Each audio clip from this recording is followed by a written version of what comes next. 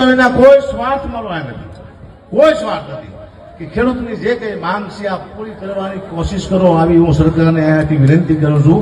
કારણ સત્તાને આપણે વિનંતી કરી શકીએ, વિનંતી કરું છું. અને મારા બાપુએ 7 વીઘા જમીન વેચી નાખી નહીં, હવે મને ખબર પડી. મને ખબર હતી થાંભલો આવશે ભાવ 700 વીઘામાં થાંભલા આવે એટલે હું તો મરી જવું ને.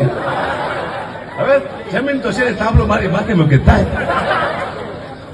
એક જ વ્યક્તિ આટલા બધા ખેડૂતને ભારે પડે છે, દુઃખની વાત છે. એક વ્યક્તિ શું કામ? આ પહેલી વાર કોઈ રાજનેતા નથી એટલે મને આંદોલન ગમ્યું, કારણ કે કોઈ પણ નેતા તમારી દિશા ભટકાવી દે સાહેબ. એટલું બધું મોટું ઊભું કર્યું હોય અને એક જ સેકન્ડમાં તમને તમારી દિશા ભટકાવી દે.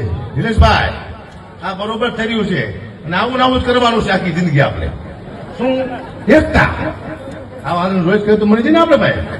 આનું રિઝલ્ટ આવવું જોઈએ, એને આંદોલન કહેવાય. પણ આંદોલન એવું છે શાંત, બેઠા બેઠા, કોઈ માથાકૂટ નહીં. અને આંદોલનમાં જેટલું પણ નુકસાન કરી એ નુકસાન પાછું આપણને છે, આપણા દેશને નુકસાન પહોંચાડી. પણ બેઠા બેઠા આપણે આંદોલન કરી રહ્યા છીએ. આપણો અવાજ ઉપાડી અને સરકાર બાજુ આપણે મોકલી રહ્યા છીએ.